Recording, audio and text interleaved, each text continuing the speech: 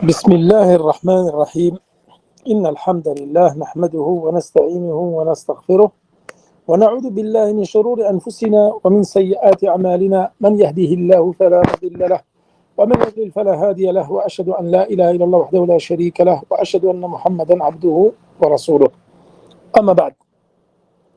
Aujourd'hui, Inch'Allah, nous allons évoquer un nouveau chapitre dans l'Aqida al-Wasitiyya qui va concerner l'affirmation du nom d'Allah subhanahu wa ta'ala et la négation du semblable.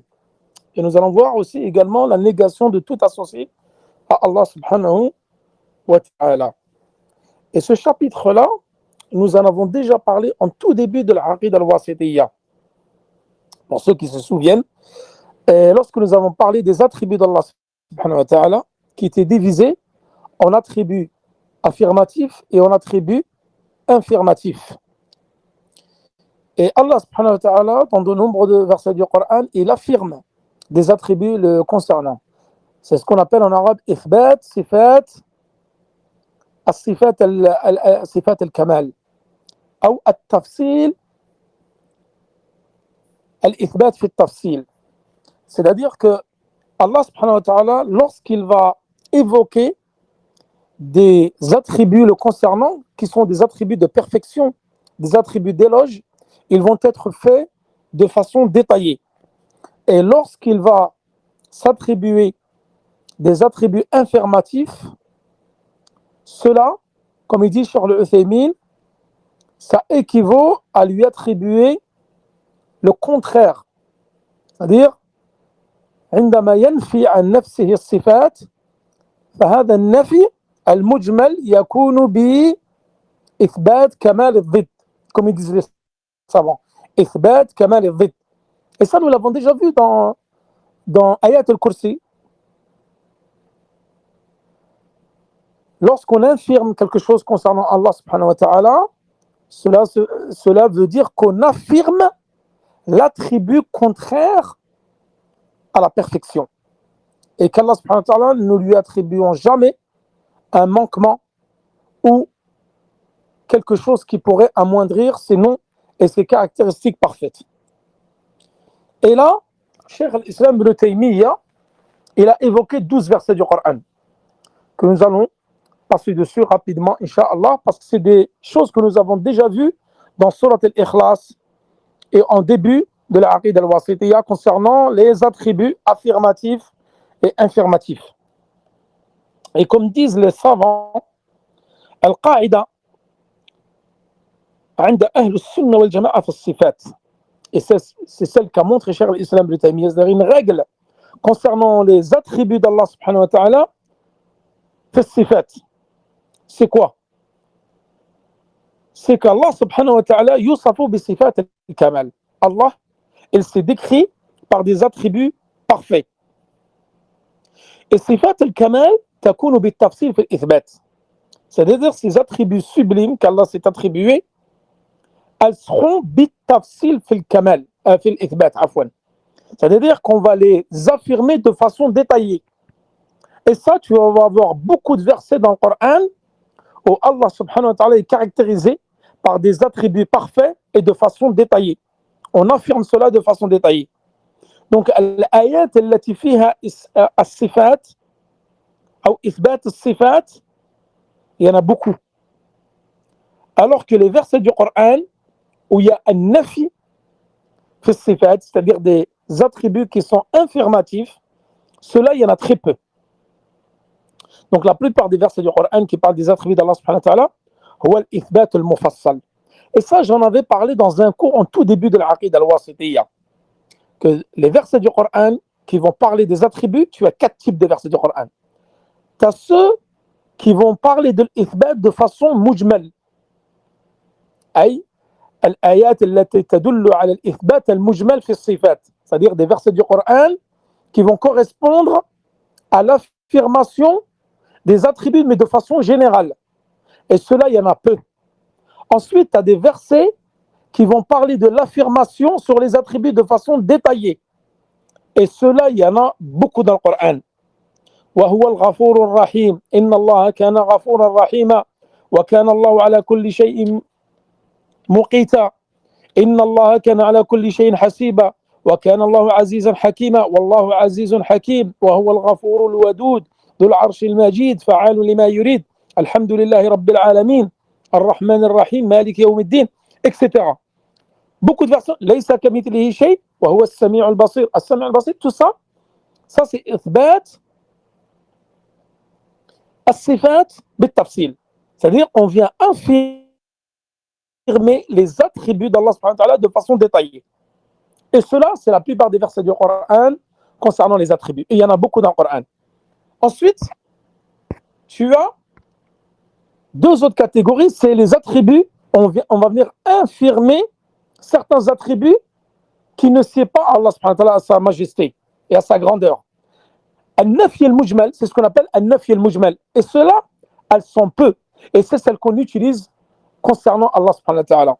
C'est-à-dire, Al-Qa'ida, fi sifat, c'est que Allah subhanahu wa ta'ala, il va se caractériser par des attributs parfaits de façon détaillée. On affirme cela de façon détaillée. Et on infirme cela de façon générale concernant Allah subhanahu wa ta'ala. Et l'infirmation des attributs de façon détaillée, cela, il y en a très très peu dans le Coran. Voilà. Tout cela, je l'avais déjà dit dans l'un des premiers cours lorsque nous avons fait l'explication de Surat al-Ikhlas. Donc là, il y a 12 versets que Cheikh al-Islam ibn Taymiyyah a cités. Nous allons donc les passer rapidement dessus, car ils parlent à peu près tous, ces versets-là, de la négation. La négation et des attributs infirmatifs qui concernent Allah subhanahu wa ta'ala. Et ensuite, Allah subhanahu wa ta'ala, il y a les versets qui concernent Al-Arsh, le trône. Et ça, nous le verrons la semaine prochaine, Inch'Allah. Donc le premier verset qu'il a cité, Cheikh al-Islam ibn Taymiyyah, concernant tout d'abord l'affirmation du nom d'Allah subhanahu wa ta'ala et la négation du semblable. Tabaraka ismu rabbika dhil jalali wal ikram. Surat Ar-Rahman, verset 78. Béni soit le nom de ton Seigneur, plein de majesté et munificence. Ar-Rahman 78. Tabaraka, soit le nom de ton Seigneur. Linguistiquement, Tabaraka, c'est-à-dire la bénédiction, Al-Baraka, signifie la croissance et l'augmentation. Et le tabrik ici, Tabaraka, c'est du verbe at-tabrik, c'est le fait d'invoquer en faveur de quelqu'un pour qu'il ait de la bénédiction. Tabaraka. Donc la signification de béni soit le nom de ton Seigneur et que le nom de ton Seigneur soit vénéré, glorifié et élevé. Donc on ne peut utiliser Tabaraka, ce nom-là, uniquement pour Allah subhanahu wa ta'ala. On ne dit pas Tabaraka pour un être humain. Ou on dit par exemple Insanun Mubarakun, qui a de la bénédiction. Par exemple, Al-Ard Mubaraka, Al-Masjid al-Nabi sallallahu alayhi wa sallam Mubarakun, Mecca Mubaraka, le prophète sallallahu alayhi wa sallam Mubarakun. C'est-à-dire qu'il a reçu la bénédiction d'Allah subhanahu wa ta'ala. Mais on ne dit pas d'un être humain ou d'une chose Tabaraka. On l'emploie uniquement par Allah subhanahu wa ta'ala. C'est-à-dire plein de majesté et de munificence. Ah donc, ensuite, Allah subhanahu wa ta'ala il dit فَاعْبُدْهُ وَاسْطَبِرْ لِعِبَادَتِهِ هَلْ تَعْلَمُ لَهُ سَمِيًّا. Et c'est là donc, on va citer les différents versets ayat as-sifat al-manfiyya fi tanzih Allah subhanahu wa ta'ala. C'est-à-dire là, on va évoquer certains versets du Coran qui traitent de la négation du semblable. La négation, c'est-à-dire qu'on infirme le semblable à Allah subhanahu wa ta'ala. Et là, il dit فَاعْبُدْهُ وَاسْطَبِرْ لِعِبَادَتِهِ هَلْ تَعْلَمُ لَهُ سَمِيًّا. Adore-le donc et sois constant dans ton adoration. Lui connais-tu, un homonyme, Maryam, verset 65. فَاعْبُدْهُ, ça nous l'avons déjà vu.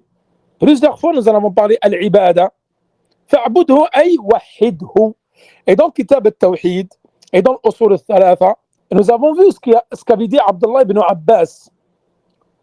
Tous les versets du Coran où Allah subhanahu wa ta'ala dans le Coran il parle de l'ibada ay bima'na at-tawhid ay wahidhu a'budhu ay wahidhu unifie-le fa'budhu ay afridhu bil'ibada wa la ta'bud ma'ahu ghayrahu, c'est-à-dire vous lui un culte exclusif, une adoration uniquement pour Allah subhanahu wa ta'ala. Et l'ibada que nous avons déjà dans l'usul al-thalatha expliqué, l'uratan hiya dhul. Donc l'ibada a deux significations. Nous avons donné une signification qui est générale, une signification qui est spécifique, c'est celle qui a été faite, c'est d'ailleurs la meilleure explication qui a été donnée par définition, qui a été donnée par Cheikh al-Islam ibn Taymiyyah dans Kitab al-Ubudiyya, la servitude, que j'espère un jour j'aurai l'occasion d'expliquer, Inch'Allah. Donc il y a deux définitions de l'ibada. La première, c'est هو التذلل لله محبة وتعظيما. التذلل لله, c'est-à-dire la soumission à Allah subhanahu wa ta'ala, amour et glorification. وتعظيما. هذا بمعنى العام. C'est le sens général de l'ibada. Et vous avez le sens particulier qui a été donné par Cheikh al-Islam ibn Taymiyyah. D'ailleurs, l'auteur du livre Al-Aqida al-Wasitiyya, donc il l'a donné dans Al-Kitab al-Ubudiyya, la servitude, qui est un excellent livre que j'ai eu l'occasion d'étudier et qui j'espère pouvoir vous enseigner un jour. Comme tous les livres de Cheikh al-Islam ibn Taymiyyah, ils sont excellents à enseigner. Il dit العبادة اسم جامع لكل ما يحبه الله ويرضاه من الأقوال والأعمال الباطنة والظاهرة. C'est-à-dire, العبادة, Cheikh al-Islam ibn Taymiyyah dit اسم جامع, c'est un nom qui englobe tout ce qu'Allah subhanahu wa ta'ala aime et agrée, parmi les paroles et les actes, apparents ou cachés et apparents. Donc ça, c'est la définition de l'ibada. Et l'ibada, comme nous l'avons déjà vu, elle a des conditions et elle a des piliers. Donc parmi les piliers, ils disent al-mahabba wa al-khawf wa al-raja. Ça, c'est les piliers de l'adoration. Ça, Inch'Allah, nous aurons l'occasion quand on expliquera al-ubudiyya, c'est-à-dire la servitude, le livre de Cheikh al-Islam ibn Taymiyyah, on va rentrer en détail dans l'ibada. Il y aura beaucoup de choses à dire. Les différentes catégories de l'ibada, ma'na al-ibada, l'uratan, shara'an, les différentes définitions qu'ont donné les gens de science, les conditions de l'ibada, les piliers de l'ibada, tout ça, nous le verrons de façon détaillée. Parce que là, si je détaille tout, je n'aurai pas fini, malheureusement, d'expliquer les 12 versets. Et moi, je vais absolument finir ce chapitre et pas rallonger le cours pour que la semaine prochaine, on attaque Al-Arsh, le trône. Ensuite, il va rester le cours sur l'élévation, Al-Ulu. Ensuite, le cours sur Ru'ya. Ensuite, sur Kalam Allah. Ensuite, sur Nuzul. Et avec cela, Inch'Allah, nous aurons fini les cours sur les attributs d'Allah subhanahu wa ta'ala avec les preuves dans le Coran. Et après, on va attaquer la deuxième partie, parce que l'Aqida al-Wasitiyya, il est encore long. Il reste encore quand même pas mal de cours dessus. Et après, on attaquera la deuxième partie, qui est tout ce qui est attribut d'Allah subhanahu wa ta'ala, mais avec les preuves dans la Sunna. Alors qu'on va reparler de ce qu'on a déjà parlé, mais ça ira plus vite. Parce que là, je vais évoquer que des hadiths dans la Sunna, tirés de la Sunna du prophète sallallahu alayhi wa sallam. Donc les masaïl, on ne va pas les redétailler à nouveau. Voilà. Et ensuite, la troisième partie, comme je vous avais dit, ça va être les caractéristiques des gens de la Sunna. Et wasatiyyat ahl sunna wal jama'a. Et c'est là qu'on va décrire de façon détaillée les sectes.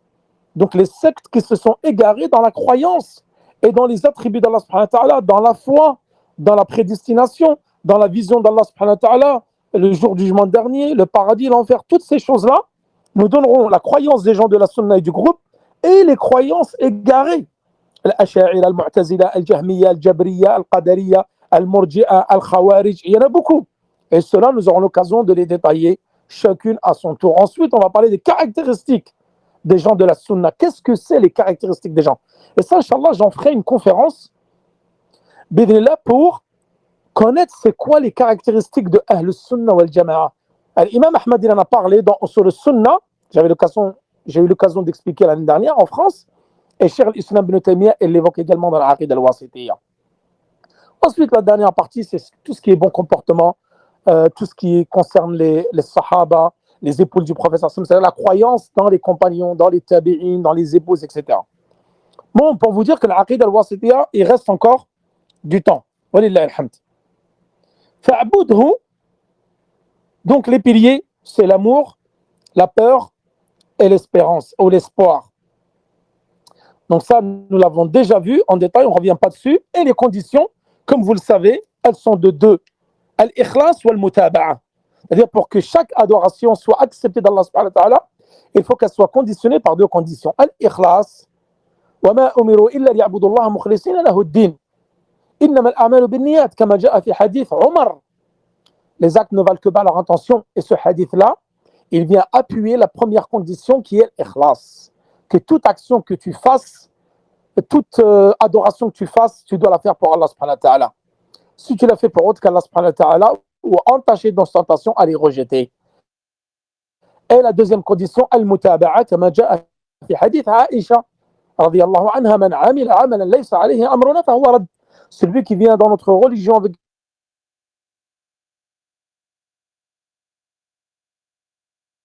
une chose qui ne fait pas partie, elle en sera rejetée et non acceptée.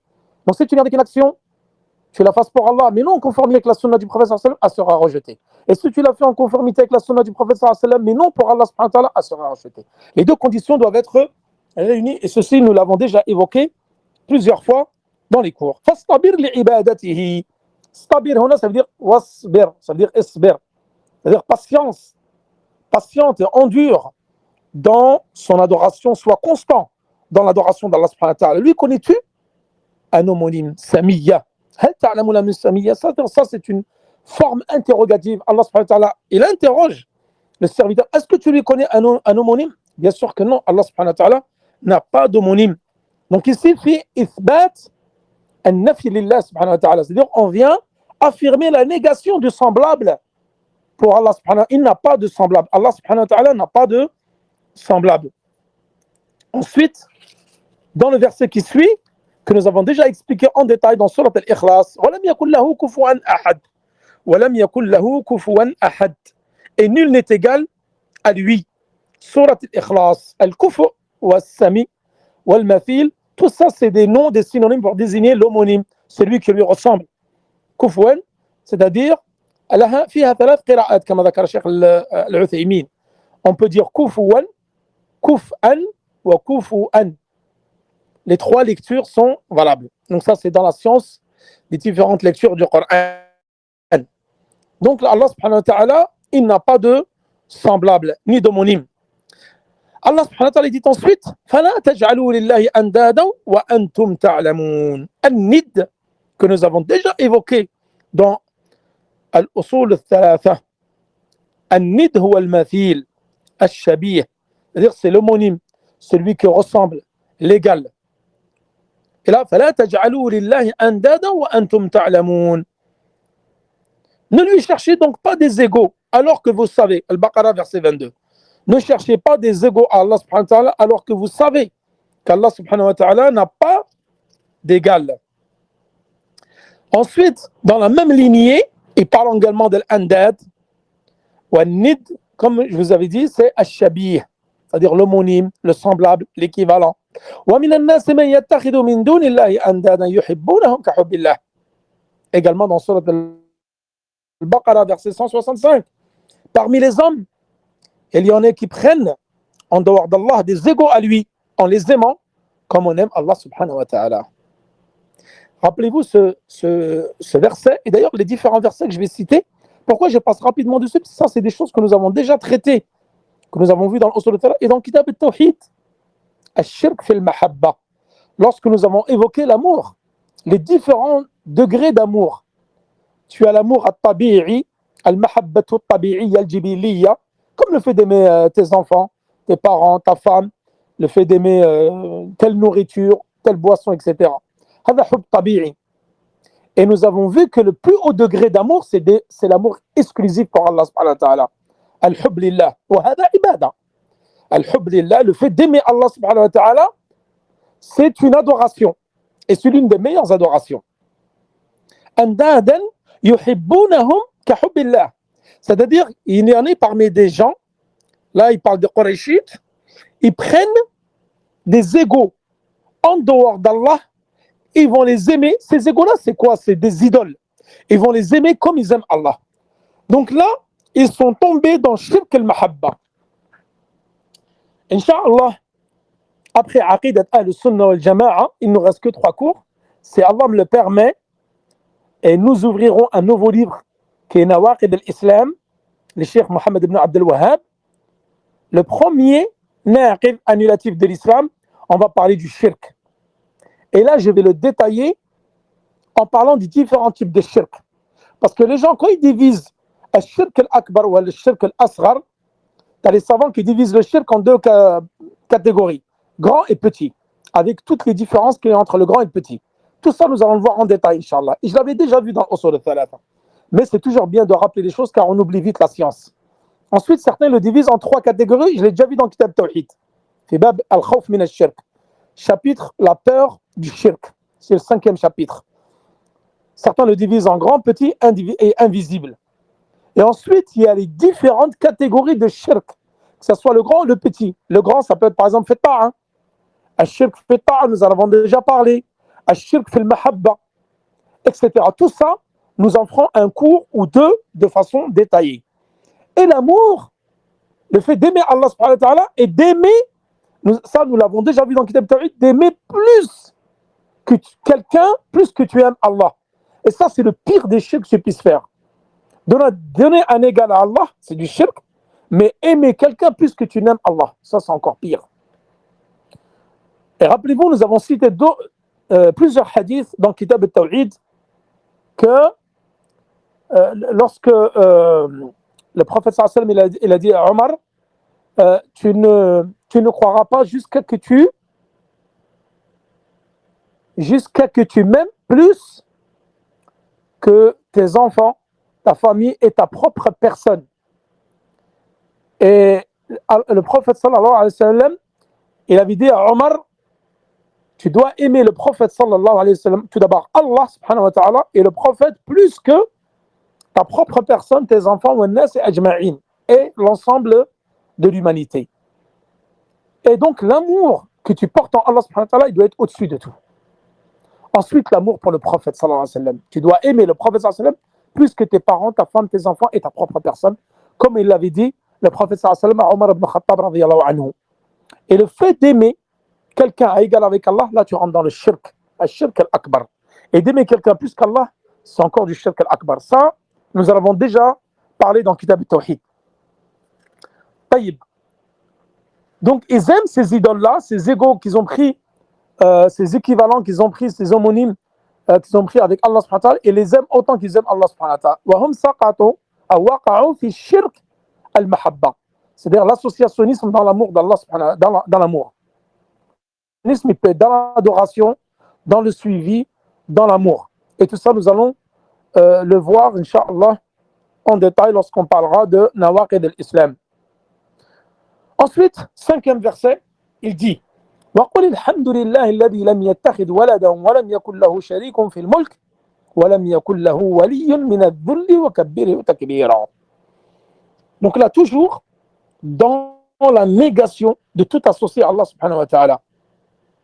Ce verset-là qui est dans Surat al-Isra, verset 111, pardon. Et dit, louange à Allah, qui ne s'est jamais attribué d'enfant, qui n'a point d'associé en la royauté et qui n'a jamais eu de protecteur de l'humiliation, et proclame hautement sa grandeur. Al-Isra, verset 111. Donc dis les louanges à Allah subhanahu wa ta'ala. Alhamdulillah, comme nous le disons chaque jour, 17 fois dans notre salat en récitant sur la Fatiha. Alhamdulillah Rabbil Alamin. Et d'ailleurs, je l'avais évoqué dans le Qawa'id al-Arba'a du Cheikh l'Islam Mohammed ibn Abdel Wahhab en parlant de l'hamd et shukr. Ça, j'en avais longuement parlé. Je vous invite à retourner dans le Qawa'id al-Arba'a pour avoir plus d'explications concernant la différence entre al-hamd et al-shukr. Al-hamd wa al-shukr, la louange et le remerciement. Al-shukr yakunu bil-lisan wal-janan wal-arkan. Donc les savants, ils disent al-shukr, le remerciement, il doit être avec la langue, avec wal-janan wal-arkan. Avec la langue, les membres du corps et le cœur. La louange, elle est faite uniquement avec la langue et le cœur. La louange d'Allah subhanahu wa ta'ala. Et shukr, la yakunu illa fi muqabalati ni'ma. C'est-à-dire le shukr, tu remercies Allah subhanahu wa ta'ala par rapport à un bienfait qu'il t'a octroyé. أما الحمد, les savants ils disent الحمد, la louange, قد يكون في مقابلة نعمة وفي غير مقابلة نعمة. C'est-à-dire quand tu dis alhamdulillah, soit tu dis alhamdulillah par rapport à un bienfait qu'Allah t'a octroyé, soit tu le dis sans qu'il y ait un bienfait qui t'est octroyé. Alors que shukr, tu dois forcément le dire lorsqu'il y a un bienfait qui a été octroyé. طيب. Ensuite, Allah subhanahu wa ta'ala dit وقوله تعالى يسبح لله ما في السماوات وما في الأرض له الملك وله الحمد وهو على كل شيء قدير. التغابن, verset 1. Donc le premier verset dans Surat Al-Taghabun. Celui qui est dans les cieux et celui qui est dans les cieux et ce qui est sur terre glorifie. C'est-à-dire les cieux, ceux qui sont dans les cieux, c'est-à-dire les anges, et sur terre, tout ce qui est sur terre glorifie Allah subhanahu wa ta'ala. Les pierres, les montagnes, les êtres vivants, les animaux, les poissons, tous glorifient Allah subhanahu wa ta'ala. À lui la royauté, et à lui les louanges, il est omnipotent. At-Taghabun, verset 1. Et ça, nous avons vu, Al-Mulk, ça fait partie des caractéristiques de l'unicité de la seigneurie. Donc, qui est composée de 4 choses. La royauté, la subsistance, la création et la gérance de l'univers. Ça, c'est ce qu'on appelle Tawhid al-Rububiyya, l'unicité de la seigneurie. Donc, la royauté appartient à Allah subhanahu wa ta'ala. Et nous avons déjà vu dans le tafsir de Surat al-Mulk pendant Ramadan que le Mulk qisman, la royauté elle est de 2 types. Il y a la royauté complète et absolue qui appartient uniquement à Allah subhanahu wa ta'ala. Il y a une royauté qui est déficiente, qui est réduite et qui est incomplète, c'est celle qui appartient au roi, qui est limitée, définie dans le temps et dans l'espace. C'est-à-dire qu'un roi, il va gouverner juste une contrée, un pays, une province, une région. Et ça va être limité dans le temps. C'est-à-dire jusqu'à sa mort ou jusqu'à qu'il soit renversé par un autre roi ou autre. Alors que la royauté d'Allah subhanahu wa ta'ala, elle est parfaite, elle est illimitée et elle est complète et absolue. Contrairement à la royauté des hommes. Et Allah subhanahu wa ta'ala est capable de toutes choses. تبارك الذي نزل الفرقان على عبده ليكون للعالمين نذيرا. Ensuite, dans ce deuxième verset, où Allah subhanahu wa ta'ala, toujours dans ces versets-là, nous affirmons la négation de tout associé à Allah subhanahu wa ta'ala. Donc tous ces versets-là, ils parlent de la négation, l'affirmation de la négation de tout semblable à Allah subhanahu wa ta'ala. C'est-à-dire que le prophète Allah subhanahu wa ta'ala ne s'est pas donné d'enfant, ni n'a été engendré, comme nous l'avons vu dans Surat Al-Ikhlas. Car les Juifs disaient Uzair ibn Allah. Les Juifs disaient Uzair ibn Allah, c'est le fils d'Allah.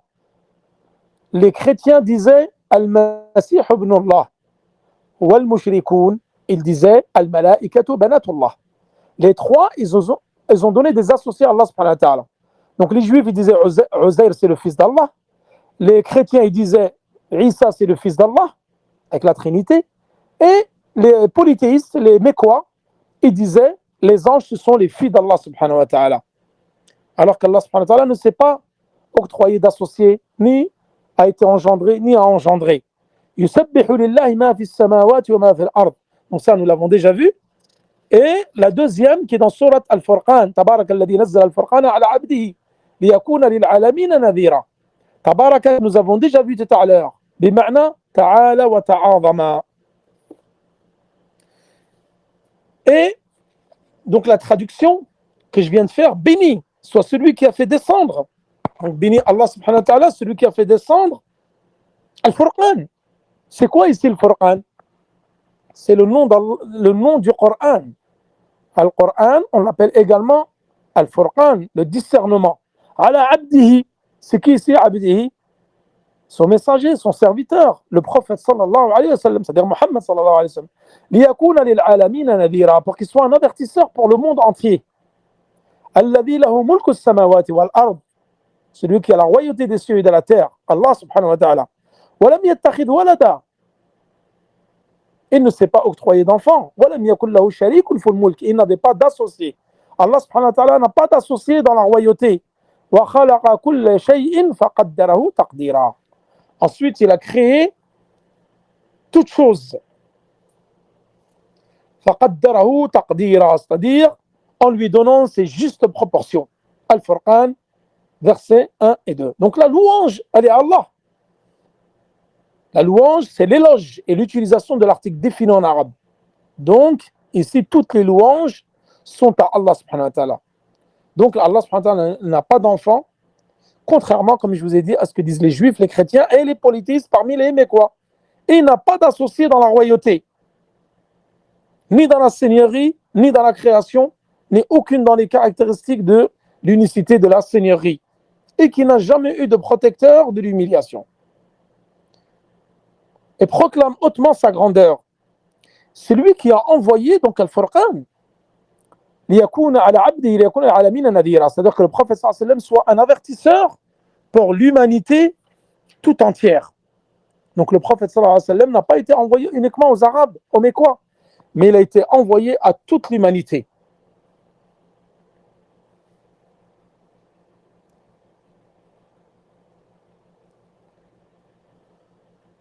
Ensuite,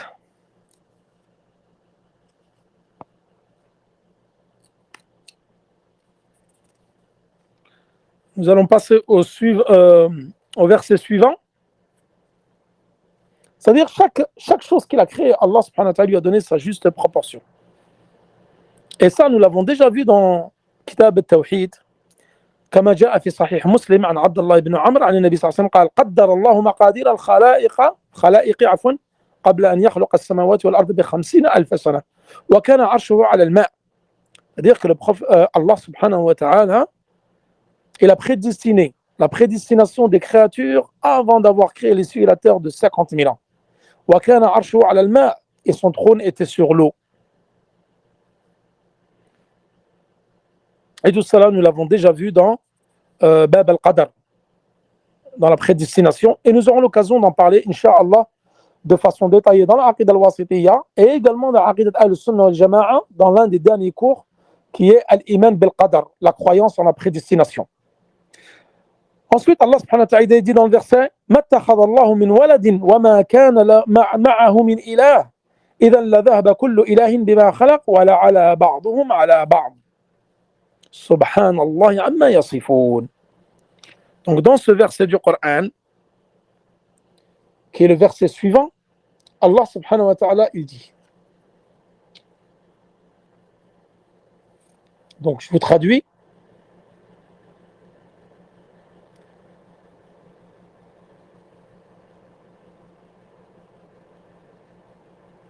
Donc ça c'est le verset 91 de Surat al-Mu'minun. Il dit: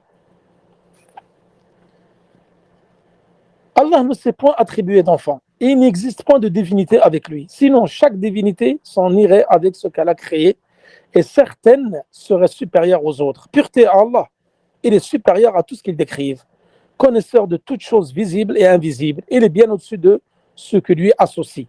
Al-Mu'minun, verset 91-92. Il va rester plus que 2 versets, Inch'Allah, et nous aurons fini le cours.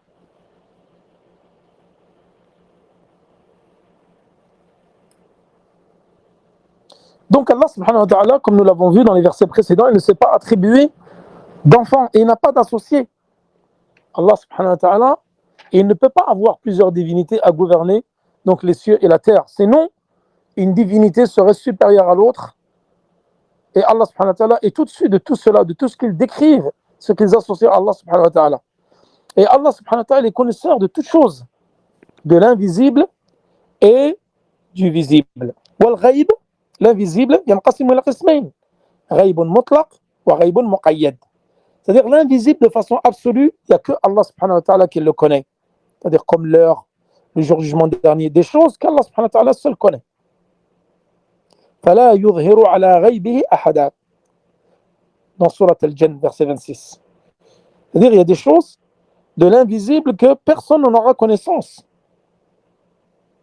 Et Al-Ghaib al-Muqayyad, l'invisible restreint, qui peut être connu par certaines personnes, parmi les djinns ou les hommes.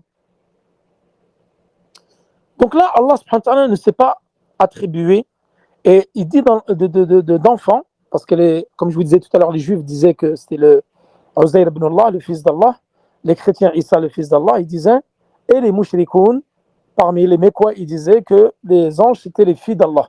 Et Allah subhanahu wa ta'ala est au-dessus de tout ça. Donc ça, nous l'avons déjà vu. Fata'ala amma yushrikoun. Ensuite, dans le verset qui suit, il dit فَلَا تَضْرِبُوا لِلَّهِ الْأَمْثَالِ فَلَا تَضْرِبُوا لِلَّهِ الْأَمْثَالِ. Ne donnez pas d'ego à Allah subhanahu wa ta'ala. N'attribuez donc pas à Allah de semblable, ni d'ego. Car Allah sait, tandis que vous ne savez pas. An-Nahl, verset 74. Ça, c'est l'avant-dernier verset. Inna Allah ya'lamu wa antum la ta'lamun. Et le dernier verset, donc, ne donnez pas d'ego. Lam yakul lahu kufuwan ahad. فلا تضربوا لله الأمثال ليس كمثله شيء وهو السميع البصير. Donc beaucoup de versets comme ça dans le Coran où on vient affirmer la négation du semblable à Allah subhanahu wa ta'ala. Et le dernier verset, Allah subhanahu wa ta'ala dit قل إنما حرم ربي الفواحش ما ظهر منها وما بطن والإثم والبغي بغير الحق وأن تشركوا بالله ما لم ينزل به سلطانا وأن تقولوا على الله ما لا تفعلون ما لا تعملون عفوا. Ça c'est le dernier verset que nous allons donc expliquer rapidement et comme ça nous aurons fini donc avec cette partie avant d'attaquer Inch'Allah Al-Arsh, le trône d'Allah subhanahu wa ta'ala.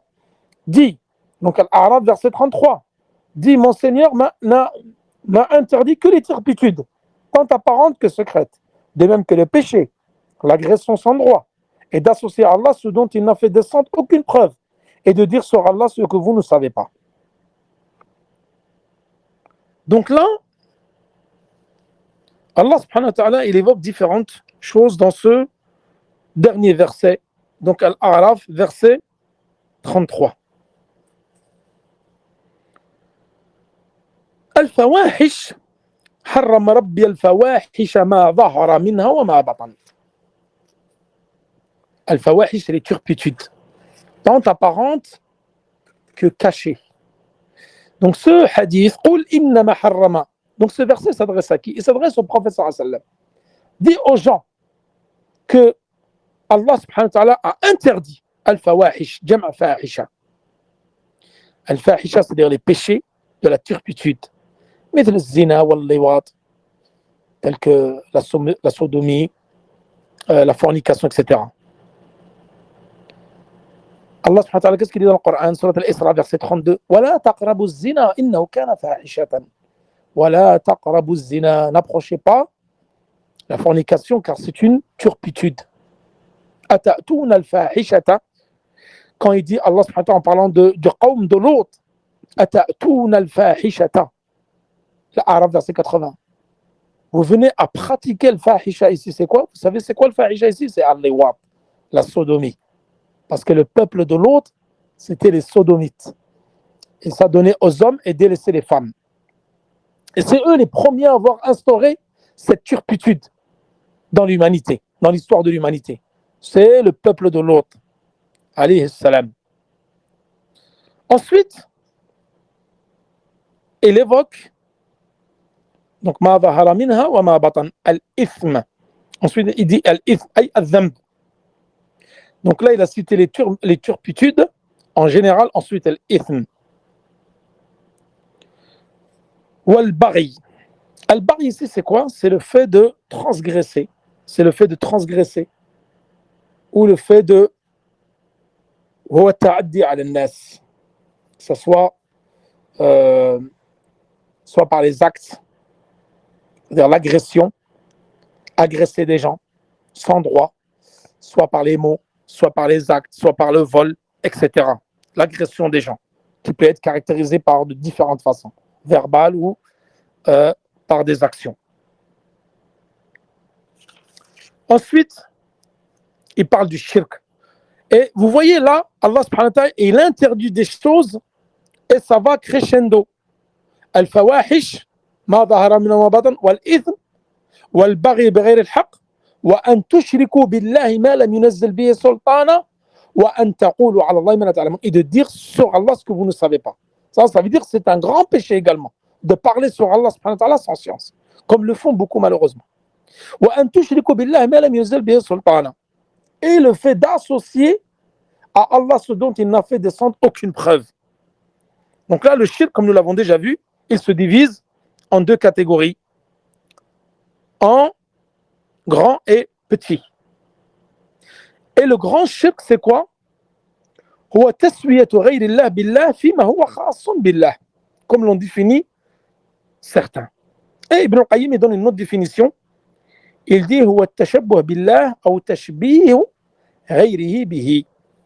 Donc nous allons voir ça dans Nawaqid al-Islam. On va donner différentes explications du shirk, différentes classifications et définitions, etc. Je ne vais pas le faire maintenant parce que ce n'est pas l'objet du cours. Ça va nous prendre trop de temps. Taswiyatu ghayrillah billah. C'est le fait de prendre un égal en dehors d'Allah et le mettre à égal à Allah. Chose dont cette caractéristique-là, elle est propre à Allah. Ça, c'est une définition qui a été donnée du shirk al-akbar. Ou at-tashabbuh billah. Ou tashbihu ghayrihi bihi. C'est le fait de donner un semblable à Allah subhanahu wa ta'ala ou faire ressembler quelque chose à Allah subhanahu wa ta'ala. Et shirk al-asghar, c'est celui qui est en dessous de cela. Shirk al-akbar te fait sortir de l'islam et il n'est pas pardonné par Allah subhanahu wa ta'ala si tu meurs sur celui-ci et tu rentres en enfer pour l'éternité. Contrairement au shirk al-asghar, qui peut être pardonné, qui ne te fait pas rentrer en enfer pour l'éternité et qui ne te fait pas sortir de l'islam.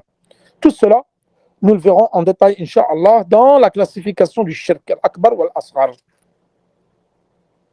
Voilà, mes frères et les sœurs. Donc, nous avons fini avec ce cours. Donc là, comme je vous ai dit, il va rester à peu près 4-5 cours. On va parler sur des notions que nous avons déjà vues dans Aqidat al-Sunnah wal-Jama'a. Al-Arsh, Al-Ru'ya, le fait de voir Allah subhanahu wa ta'ala le jour de la résurrection, Al-Nuzul, la descente, Al-Ulu, Kalamullah, après 5 cours. Et ensuite, on va rentrer dans Sunnah. C'est-à-dire là, on va parler que des hadiths qui vont relater les attributs d'Allah subhanahu wa ta'ala, les caractéristiques de Al-Sunnah wal-Jama'a, Al-Wasatiyyat Al-Sunnah wal-Jama'a, c'est-à-dire le fait que Al-Sunnah wal-Jama'a, nous, on est toujours au milieu. Toujours. Bain al-Ifrat wa al-Tafrit. Que ce soit dans Bab al-Iman, dans Bab al-Qadar, dans Bab al-Af'al, dans Bab Murtakab al-Kabira, fi Ru'yatillah, fi al-Ulu. Tout ça, nous allons le voir en détail, Inch'Allah. وصلى الله على نبينا محمد وعلى آله وصحبه وسلم والله تعالى أعلى وأعلم والسلام عليكم ورحمة الله وبركاته.